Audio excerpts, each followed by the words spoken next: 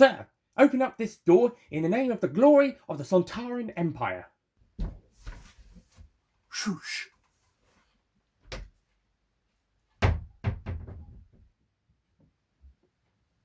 Doctor?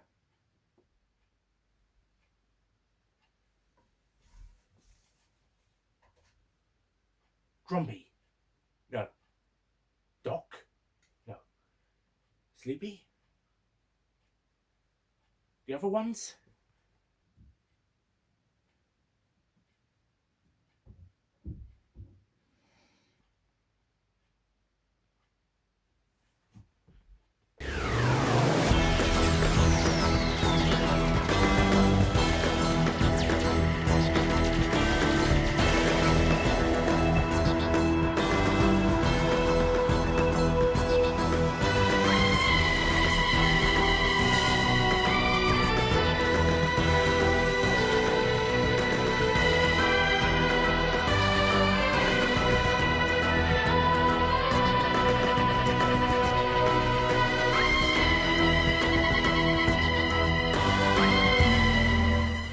Hello, ladies and gentlemen, Nick here, and welcome to my review of Doctor Who Series 8 or Season 34, Episode 1, Deep Breath.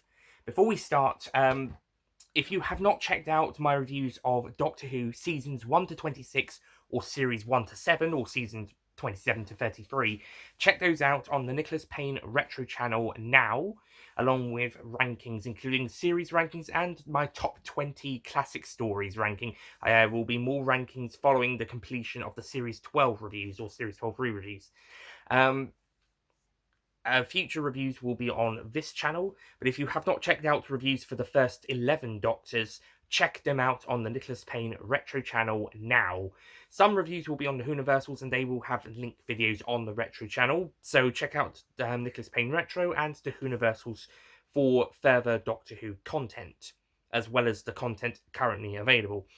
Anyway, so Doctor Who Series 8. We start the Peter Capaldi era with a Deep Breath. Again, before we start this review properly, my thoughts on the series openers of the revived series so far, as well as the first story for the 10th Doctor, which is not an opening story, unlike the other Doctors of the new series. So Rose is a really great start to Series 1, as well as a great introduction to both the 9th Doctor and the revived series. It's not a perfect episode, but it's definitely a very good start to the series, just like How an Unearthly Child was a very good start to the show as a whole back in 1963. The Christmas Invasion, the 10th Doctor's first story, was awesome. That was a brilliant story. However, his following story, New Earth, which was the start of Series 2, wasn't that great. It was fun, but it wasn't that great. Smith and Jones, which started off Series 3, was brilliant. Also was Partners in Crime, the Series 4 opener, which was really fun. Series 5's opener and the 11th Doctor's first story, The 11th Hour, is one of the best openers of a series. The best of the revived series, in my opinion, and the best of the first story for a Doctor. In my opinion, it's not the best season opener, full stop. There are a couple of classic series ones I prefer, like Remembrance of the Daleks and The Tomb of the Sidemen. Maybe it might be third. I'm not sure. I'm going to have a think about that. But it's definitely the best one of the new series for me. Impossible Astronaut Day of the Moon, which opened Series 6. The Impossible Astronaut was amazing. The storyline that it started off kind of went downhill a little bit later on down the line, but when it started off, it was really great. Its following episode wasn't that great, so overall it was a good story with the two episodes combined. And then Asylum of the Daleks was I was going to say abysmal. It's not quite abysmal, but it's awful. It is awful.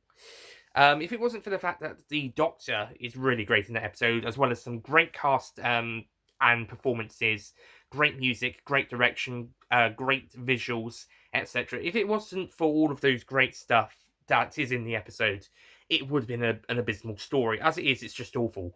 But if it wasn't for great acting or execution, then it would have been an abysmal story. Actually, it is an abysmal story, but the episode itself is just awful. Because there was effort put into it on the execution. It's just the story was abysmal. So, awful story. But the execution makes up for this a little for the abysmal plot. Note, a little. It's still an awful episode. Just to cover the specials, Next Doctor's a good start to the 2008-10 specials. The Day of the Doctor is my favourite story of all time. Right, but you're all here for Deep Breath, the Series 8 opener, the start to the Peter Capaldi era. Okay, Deep Breath is good. It's a good story. I will say up front, it is my least favourite of the new series openers. This also includes the 13th Doctor's opener, first story in Series 11, The Woman Who Fell to Earth. That's actually my second favourite. No, it's not. It's my third favourite. It's a lie. That's my third favourite. Ha! Take that, anti-Chibnall era people. Yeah, some people have genuine criticisms, and we'll get to the Chibnall era, but there are also just people who just say, Nightmare Doctor! So those people, ha! Anyway, we start Deep Breath off with a dinosaur in the Thames about a year or so after the events of the last few Vastrageni Strike stories, who are also in this story. This is their last appearance. And I do have to say, this is probably their weakest story. No, the Snowman's their weakest story, but this is the weakest depicted. This is their weakest depiction. I mean, I got kind of a bit annoyed with Strikes' humour in Name of the Doctor. Okay, that one is his weakest in terms of a character. In terms of story, the Snowman's the weakest. But in terms of characters, Strax, it was Name of the Doctor, and with Vastra and Jenny, it's this one. But anyway, so they are investigating the dinosaur, which is not very obvious. It's quite obvious. And they discover that it's choking on a blue police box, which turns out to be the TARDIS. And it turns out when the TARDIS was crashing at the end of the time of the Doctor, it flew into a dinosaur and it travelled it to Victorian London. Why Victorian London? I don't know, but it has. So the now post-regenerated 12th Doctor has a bit of a it's the usual post-regeneration stuff, and this is honestly the least enjoyable post-regeneration stuff since probably time in the Rani, because it's just I don't know, it just feels a bit off this time around. I don't usually the Doctors have a bit of a they're not quite settled yet when they've got the post regeneration, but it kind of feels a bit off in this episode. I'm not quite sure what it is. I don't know. Maybe it's just the fact that it's trying to be the whole. Most of the episode has the Doctor kind of uncertain who he is before getting around to business at the very end. But whilst that is generally what happens in the story anyway, it just feels a bit odd here. I don't know what it is. We also have Clara, who's this series. She's a bit better than she was last series. She's a bit more tougher and has a bit more of a spunky personality than she did last series. Though I think some of the innocence from that series has gone, and she's now that would make her a bit more of a tougher character. But that's all right, I think. So anyway, we again find out that there is this half-faced man who is a robot who's trying to make him look human. He's collecting body parts from people to do so, and causing them to then spontaneously combust. So internal explosion that will just to explode to cover up the tracks, and it does that with the dinosaur as well, which kind of makes the dinosaur slightly irrelevant to the rest of the story after it's killed. It's kind of there as a it's just there. Not even sure if it's for plot purposes. It's just there for the first third of the episode. So the Doctor goes investigating on his own whilst trying to figure out who he is. And eventually Clara then tracks him down thanks to an ad in the newspaper that she thinks the Doctor placed, but it turns out the Doctor did not place it, and he thought she did, but she didn't, and neither did the half-faced man, so he didn't lure them into a trap. Someone else put that thing in the paper. I'll talk more about that later. They then discovered the half-faced man's plan, which is to reach what is known as the Promised Land. For some reason, I don't know, they just wanted to go to the Promised Land. And there's a lot of them downstairs, and there's a couple of combat ones ready to fight, and they attempt to leave their ship with a skin balloon, so to speak, where all the skins come from. So yeah, that's more or less the plot of Deep Breath. I mean, it's 75 minutes, but to be honest, this is one of the few new series stories where they could have cut stuff out and it would not have made much of a difference. It could have cut down to 70, maybe even 65 minutes, possibly even 60. For starters, there's a lot of constant reminders that Vastra and Jenny are married. Yes, we know, thanks to the snowmen. Heck, if you've even seen the Minnesota Great Detective, which implies it, then you would probably know that they're married. You don't have to remind us every 5 minutes, Stephen Moffat. Once or twice in the episode, fine. Constantly, they're reminding us. We know they're married. LGBT representation in the story, fantastic. Reminding us all the bloody time. We don't need to be reminded all the bloody time, Stephen Moffat. Also, that bit with the kiss. Apparently, it was just supposed to be Vastra letting Jenny share her hair, but it was changed to be a kiss, and many people complained for some reason. I mean, most complaints that it was a LGBT kiss, but other complaints I've seen is that it was not necessary, and I can understand that, or that it was just supposed to be sharing air and not an actual kiss. And those ones I can understand, but the fact people just complaining that it's an LGBT kiss on screen before the watershed, fuck off. It's not even watershed material, it's fine. This episode came out in 2014. Grow up. But those who had the legitimate issues with that, it was not that necessary for the plot, or that it was changed from just sharing breath. Yeah, I can understand that it didn't really need to be on screen, but that's for necessarily reasons. But the fact that it is an LGBT kiss, fine. Absolutely fine. Anyone who says otherwise, unless you have a legitimate reason. But for the story purposes, it wasn't really that necessary. But I'm not having an issue with having an LGBT couple kissing on screen pre-watershed, so providing it's not going into post-watershed material. It's not. This isn't sex. This isn't Torchwood. This is just one LGBT kiss. It's not something to get your pants in fire. Heck, even if it was just, if there was constant kissing throughout the episode, it's still not something to get into a tizzy about. It's if they started to have sex, then you have the right to complain. Then it's before the watershed. Hey, if it did have that, it probably wouldn't be on before the watershed. So your complaints are actually invalid. Okay, moving on. So, yeah, Vastra and Jenny, whilst it's great to have an LGBT couple in the series, we don't have to be constantly reminded about it, Stephen Moffat. Thank you. What's even sillier is that when my main issue is that they will make it a joke as well. It's just like it's just constant as a joke. It's both taken seriously and as a joke. You either do one or the other, preferably seriously, because this is the 21st century, and those who don't seem to think it's the 21st century, get yourself into the 21st century. Jesus, things like that should have been gone by 1990. So, but my issue is that they kind of play it as kind of a running joke as opposed to seriousness, like in previous episodes. Like in the Snowman, where they literally declare it in the last third of the episode when Alice the maid opens the door and Vastra says, "Good evening, I'm a lizard woman from the dawn of time, and this is my wife." That joke, as well as the Strax bit that came afterwards, were played straight. They were played straight. That's the best humour with the Paternoster gang, when it's played straight. But it just seems to be, in this episode, it just seemed to be joking around a bit, or just referencing it for no reason. We know they're married, and it's a serious relationship. You don't have to remind us, and you don't have to keep making jokes about it. The worst one is when Vastra is looking out places where the people have been killed, and she has Jenny kind of posing like that she's painting a picture, and then it turns out she's doing the investigation on the case, and it's like, what was the point? Even Jenny asks, what was the point? So, yeah, that could have been one of the bits that could have been cut, or reshot, or re-edited, because it wasn't really necessary. Like I said, it's great we have an LGBT couple in this episode, or in fact in the series, full stop.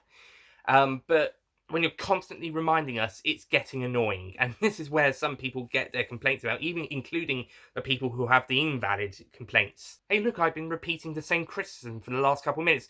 You're not the only one who can repeat stuff, Stephen Moffat. As for Strax, he's a little better here than he was in Name of the Doctor, but he's still not great. He's got a few good moments. This will be the last appearance of the Sontarans in the series, although at time of recording, recently Series 13 has started filming, and it looks like the Sontarans will be returning in the series, possibly in the first episode. So that's something to look forward to in Series 13. But this is the last time we'll see a Sontaran until next year, presumably, if Series 13 still comes out next year. So it'll be a 7-year gap between Sontaran appearances, and this is the last one. Thankfully, Strax is better here, as I said, than he was in the last time we saw him, but it's still, because by this point the Sontarans have become more of a joke than they already were. They're considered silly villains anyway, but thanks to Stephen Moffat's depictions of them, mainly through Strax, they've become more of a joke than already, and you have to go to expanded media for a more serious representation of the Sontarans, like the books, the comics, the audios, etc. Even with Stan Starkey voicing some Sontarans in the audios, you get a more serious performance. But with here, it's more silly. And whilst I'm fine with Strax being silly, it's when you get it with the other Sontarans, like in Time with the Doctor, where it's getting a bit of a issue. So hopefully Series 13's depiction of the Sontarans, when it comes around, will be a more serious depiction, like Series 4's one was, or back when they first started out in 1973 with the Time Warrior. But yeah, this is also the final appearance of the Silurians, to my knowledge, as well. Vaster again, the last appearance of the Silurians on screen, or a Silurians. Although a Silurian gun did turn up in Series 12, but we haven't had the Silurians back yet, which is odd because Chris Chibnall's the one who brought them back in the new series in the first place, or at least wrote the first story they were in, and then brought them back for a cameo in another story he wrote. Maybe he's buying his time. Maybe they'll be back in Series 13. Okay, that's enough about Series 13, which this is Series 8. Series 13 hasn't even come out yet. It's a year away, probably. But Series 8, back to Series 8. So yeah, the Paternoster gang, I think we've got some issues with them this time around, but it's still fun to be around them and have some good stuff with them. But I think we could have tweaked them a little bit to make it a little bit less issuey. With what we got. The complaints I had are my main issues, but the characters themselves are still pretty good. Although I'm not very fond, I don't really like the scene where Vastra, Jenny, and Clara are having the conversation downstairs, and they're kind of annoying each other, basically, which leads to Clara losing her temper. That scene, I think, again, could have been cut. I don't think that was really that necessary. It doesn't really quite work. But Clara herself is getting quite a bit better in this series. At time of recording, I watched the first 4 episodes of Series 8. She's really great now. She's getting a bit better, and Jenna Coleman is proving herself to be a fantastic actress. Clara is getting better. She's still got some work to do, but she's still a pretty more solid character here than last series, and has a bit more of a personality. As for the Doctor, Peter Capaldi is fantastic right from the bat. He is just absolutely fantastic. It does still get him a bit of time to get into the role, but once I think the character's been settled on, I think that's when we're off. We usually get actors who are like, we've nailed the character by the end of the first episode, or during the first episode. So William Hartnell, obviously, Patrick Troughton, John Pertwee, Tom Baker. They all nailed it by the end of their first episodes in the classic series stories. Christopher Eccleston, of course, is the Doctor right off from the bat. David Tennant, it does take him most of the episode to get there, but once we get to that bit where he opens the TARDIS doors, he is the Doctor. Matt Smith, I honestly think, was the Doctor right from the start. Yeah, you could argue Tom Baker or William Hartnell and Christopher Eccleston, but those two are cheating, really. You could argue Tom Baker, you could argue John Pertwee, you could argue Peter Capaldi, you could argue Patrick Troughton, but honestly, I think it's Matt Smith is the one who literally is right off the bat. He doesn't really get that much time to recover anyway, so he has to be off the bat. And then Capaldi, once we know who he kind of is, he kind of becomes the Doctor, and by the end, he's right. We have solidified himself as the Doctor. Oh, and as for the other ones, well, Paul McGann, yeah. During the episode, he becomes the Doctor as we go along. Pete Davidson, Colin Baker, and Sylvester McCoy, I think it gives him it has to be the entire story, if not longer, for them to settle in. And as for Jodie Whittaker, you're going to hate me for this, but again, by the end of the first episode. So, yeah, I think the only ones who kind of struggle if they haven't done it by the end of the first story, then they'll do it in the following story, and that is the 380s Doctors, unfortunately. The other ones either do it through their first story or first episode even, or by the end of the episode or story. Apart from Hartnell and Eccleston, who are already the Doctor, but with the ones coming in, then Matt Smith is right off the back, and then the rest is pretty much by the through the story or by part one's end, if it's a multi-parter. If not, then by the very end of the story. And I think that's the case with Capaldi. He becomes more or less the Doctor when he's gone off into hiding in the base underneath. He's run off and he's disguised himself as a one of the robots. Once he's ripped off the mask, then that's the moment where he's the Doctor. Or at least that's what he's more or less gotten into that the characterization. I also like his battle and confrontation with the half-faced man at the end, and I do actually kind of like how it's implied that the Doctor may or may not have thrown the half-faced man out the door, or that the half-faced man could have jumped. One of them has disobeyed their programming, and we know the Doctor has killed before, and this is a new incarnation. It's time to start learning again. Not to mention a new set of regeneration lives. Again, completely new start, so they have to learn. So it's pretty interesting to kind of imply that the 12th Doctor killed the half-faced man, but at the same time, it's also interesting that the half-faced man could have jumped out at his own accord. So it's an interesting direction. Yeah, not many people are going to be happy like the Doctor to think that the Doctor could be a killer, but in all honesty, we've seen it before. It might be out of character, but it wouldn't be completely. How do we say? It has happened before, so it's not beyond imaginable, shall we say? But yeah, I kind of like how it's just left as a mystery, whether he did it or not, or whether the half-faced man did it or not. At the end, the Doctor and Clara have a conversation, and then they go to Glasgow, where Clara gets a phone call from the 11th Doctor, and they filmed that bit when filming The Time of the Doctor. So Matt Smith gets one last appearance in the show. Technically, this is after his incumbent era, so he's technically a guest character here, like when some of the other Doctors who return in later episodes are guest characters. So technically, this is a multi-Doctor story, except the Doctors don't really interact with each other, and it's more like the handover of the series. And it's like 11 is kind of assuring Clara this guy is the Doctor, and everything's going to be fine. You just have to look after him. That okay? Do it for me, please, because he's going to need your help. That is a nice bit. It's a sweet bit. Did it need to be in the episode? Not really, but I guess it helps reassure the audience that this is the same Doctor as the one before. And I think stuff like that is good. It's also stuff like the 9th Doctor reassuring Rose at the end of Parting of the Ways. It's always good to have reassurance when changing over the Doctors, as opposed to getting fans and audiences upset, like the 10th Doctor crying about how he doesn't want to go. That doesn't reassure the audience for the next person, because that basically sounds like especially with the line of assume some new man comes swauntering away from the previous episode, then that feels like the new Doctor is coming in and killing the 10th Doctor. The 11th Doctor would be killing the 10th Doctor, so audiences wouldn't gravitate to that Doctor so easily. But with the reassurances of 9 and 11, then the 10th and 12th Doctors get a bit more of a fair deal. So hopefully when 13 does go, she's not going just yet to my knowledge, she's still got at least one more series.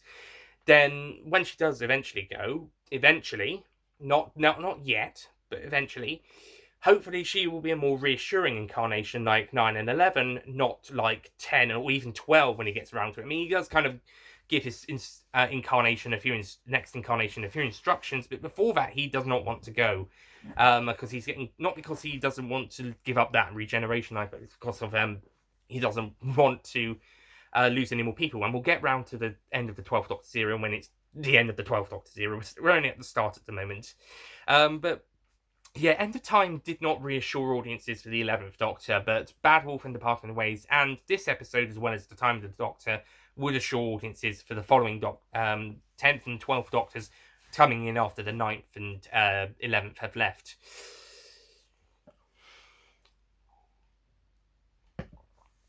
And for the record, I don't know if any of the classic Doctors ever reassured audiences, as well as the companions, about change. There was the warnings, but apart from Campo and Planet of the Spiders reassuring Sarah Jane and the Brigadier, I don't think it actually happened before. So Parting of the Ways was the first time, and then it was nice to have it here in Time of the Doctor as well.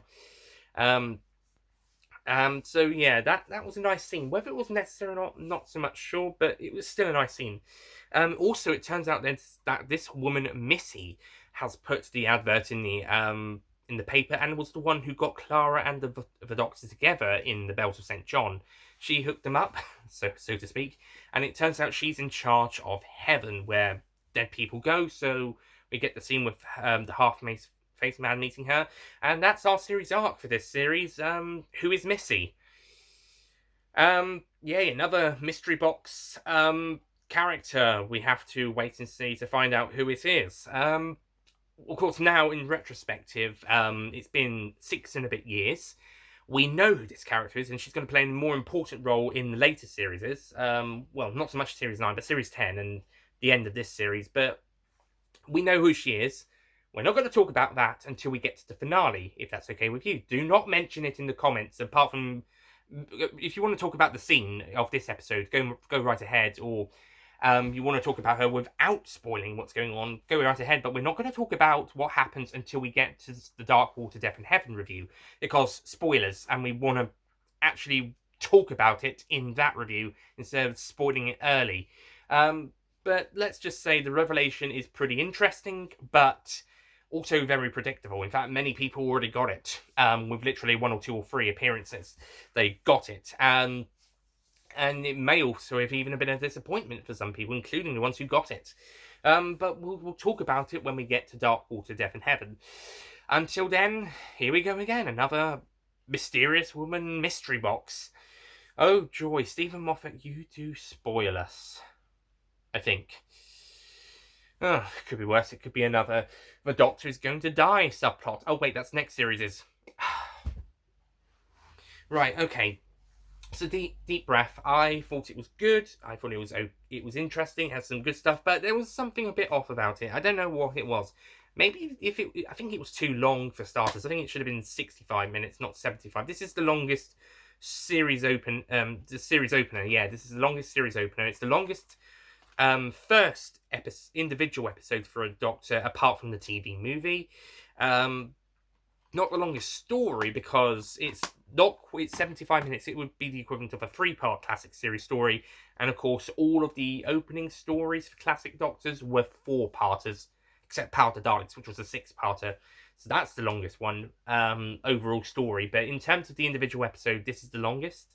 And I think it still could have been cut down to 65 minutes, like the 11th Hour or Woman Who Fell to Earth, the previous and following first episodes.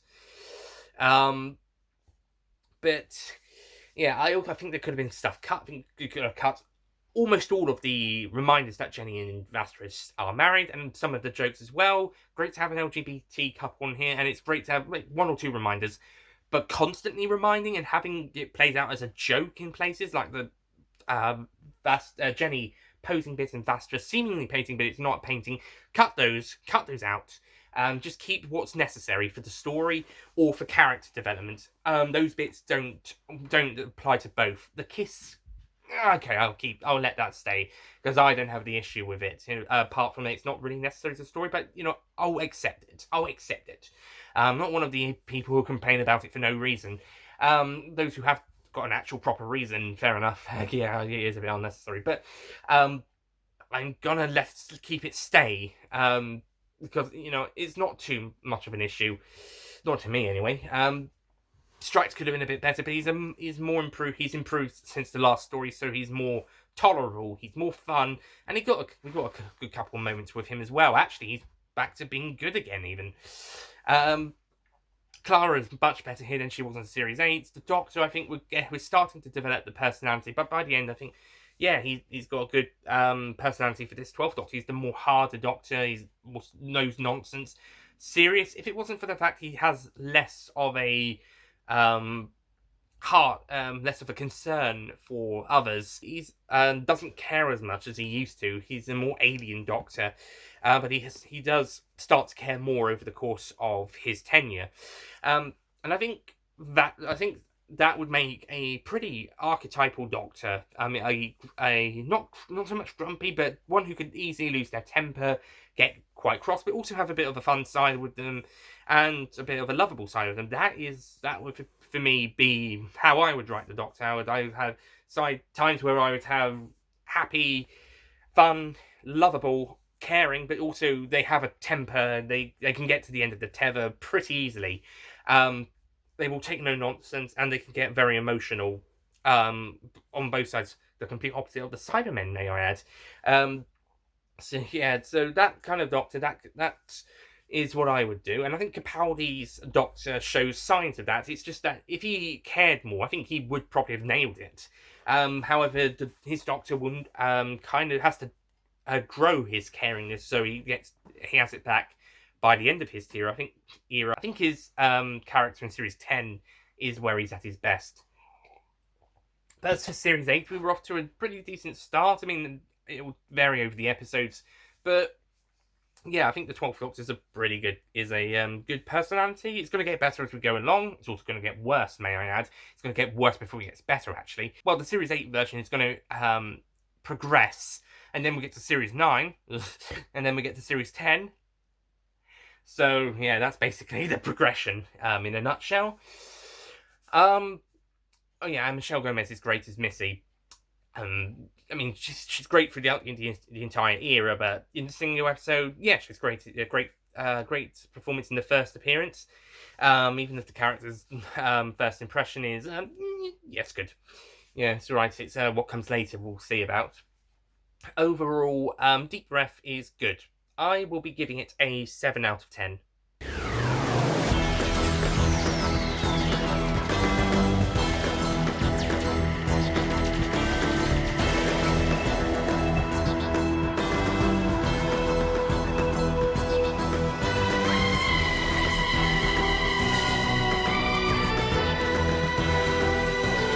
Yeah, I have a few issues, and I wasn't too enthralled by it, but I thought it was good. I thought it had some good moments, and yeah, pretty much that.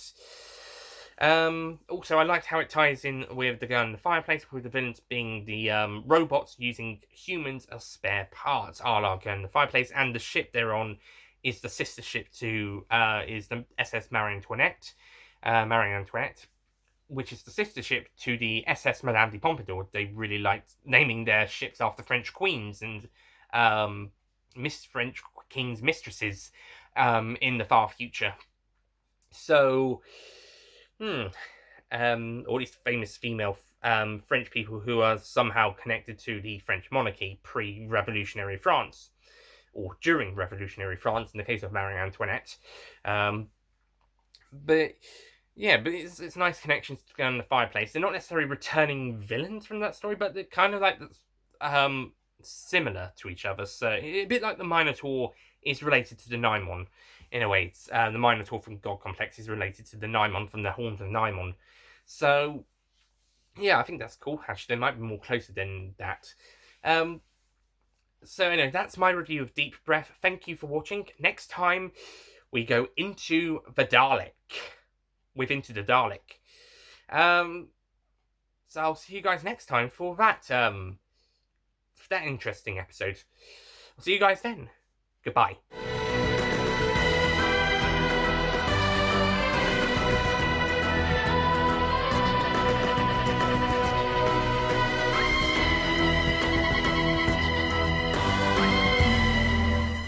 Don't forget to click below to subscribe to the Nicholas Payne YouTube channel.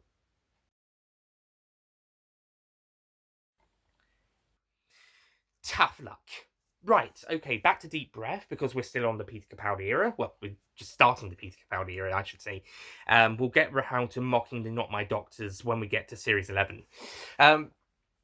Well, I won't do it mean-spiritedly, but out of, like, as a joke. Well, they're kind of a joke in themselves anyway, so they write the jokes for us. But back to Deep Breath. Anyway, so Deep Breath opens with a dinosaur in the Thames in Victorian London a few years after the events of the Crimson Horror. Madame Vastra, Jenny, and Strat.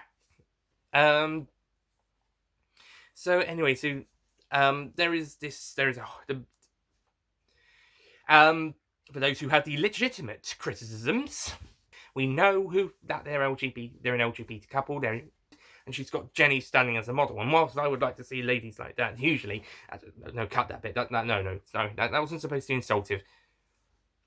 Like I said, it's great we're having LGBT couple in the series. Hey, I've been repeating that So hopefully series 13's depiction of the Sontarans are going to go back to a more serious serious version of the Sontarans, like series 8 did. So we, although it was, so this is which is odd because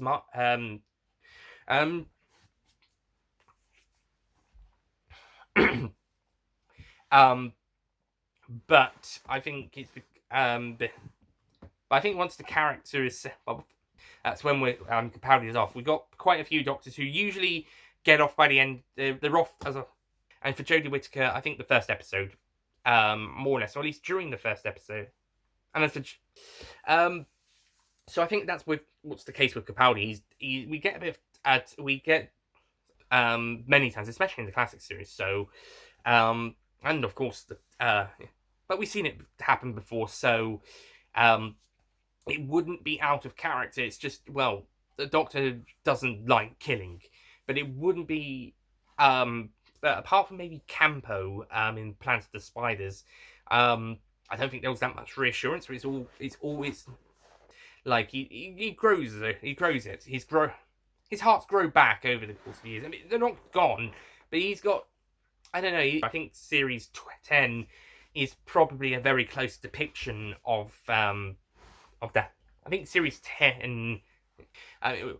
Well, this version is encapsulated by it, but I thought it was good. It was alright. It was fun. You had quite a few moments.